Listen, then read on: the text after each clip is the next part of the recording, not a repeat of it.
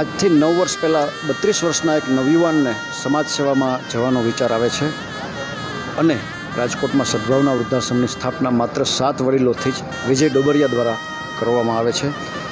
આજે આ સંસ્થામાં 600 જેટલા આપણા માવતર સમાન, આપણા ભગવાન સમાન વડીલો બિરાજમાન છે. સંસ્થા એવા વડીલોને આખા દેશમાંથી નિઃશુલ્ક આવકારે છે જેને દીકરા નથી, જેની પાસે મોટી મિલકત નથી કે પેન્શનની કે એવી કોઈ આવક નથી. ગમે એટલી બીમારી હોય, 50 જાતની બીમારી હોય, હું બોલ્યો એ ક્રાઇટેરિયામાં આવતા હોય તો ગમે એટલી સંખ્યામાં આખા દેશમાંથી સદભાવના વૃદ્ધાશ્રમ આવા વડીલોને આવકારે છે અને આપણા મા બાપ તરીકે જ એને આ સંસ્થામાં રાખવામાં આવે છે. ગમે એટલી મેડિકલ સારવારની જરૂર પડે તો ફ્રીમાં આપવામાં આવે છે.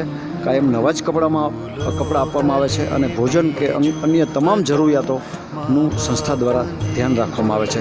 600 વડીલો તો અત્યારે અમારી પાસે છે જ. એક બિલ્ડિંગ પીપળિયા ભવન ગોંડલ રોડ ઉપર સંસ્થાનું પોતાનું છે. અન્ય 4 જગ્યાએ ભાડેથી આ સંસ્થા બિલ્ડિંગ ચલાવે છે.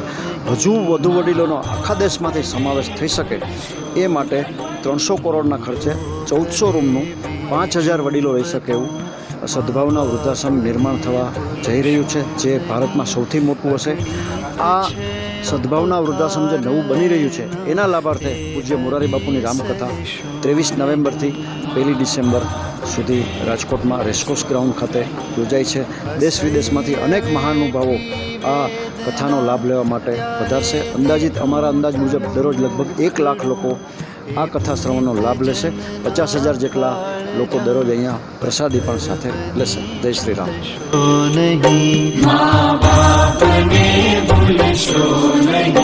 કાઢી મુખેથી કોળિયા મોમાં દહીં